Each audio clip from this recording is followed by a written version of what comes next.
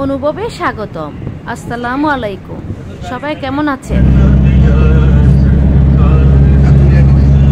Medina থাকাকালীন একদিন আমরা জিন পাহাড় দেখতে গিয়েছিলাম, যদিও আমাদের প্যাকেজের আওতাভুক্ত ছিল না জিন পাহাড় দেখা।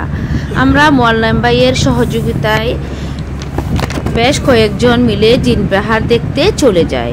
অনেক শুনেছি বিভিন্ন ভিডিওতে, বিভিন্ন ইউটিউব চ্যানেলে, বিভিন্ন পত্রিকায়, আর সচক্ষে দেখার আগ্রহ কোনোভাবেই দমাতে পারেনি। হাজির হয়ে গেলাম এবং ড্রাইভারের কথা শুনে আশ্চর্য হয়ে গেলাম।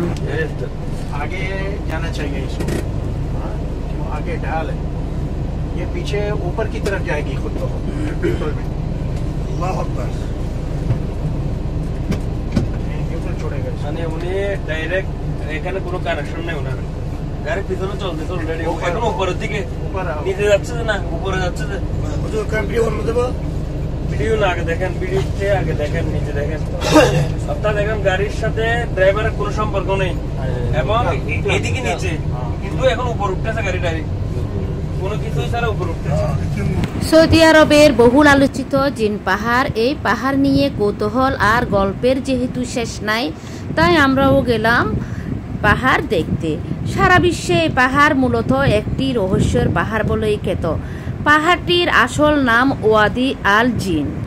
মানুষের মুখে মুখে এটি জিন পাহাড় নামেই পরিচিত।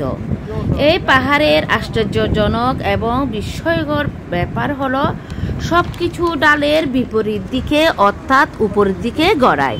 সাধারণত সবকিছু ডালের দিকে গড়িয়ে গেলেও কেবল এই পাহাড়টির সাথে ঘটেছে অদ্ভুত কাণ্ড। কেউ কেউ ধারণা করেন হয়তো জায়গাটিতে প্রচুর চুম্বক জাতীয় পদার্থ আছে, তাই হয়তো এমন হয়। 2009 সালে বা 10 সালের দিকে ওয়াদি আল জিন পাহাড় সম্পর্কে প্রথম ধারণা হয় মানুষের মধ্যে। সৌদি সরকারের পক্ষ থেকে যখন এই জিন পাহাড়ের পাশে সড়কটি করার প্রস্তাবনা করা হয়, তখন শ্রমিকরা এসে আশ্চর্য হয়ে যান। 30-40 কিলোমিটার কাজ করার পর সড়কটির কাজ বন্ধ হয়ে যায়। প্রত্যেক কাজের সরঞ্জাম উল্টো দিকে গড়াতে দেখে শ্রমিকরা ভয়ে কাজ বন্ধ করে দেয়।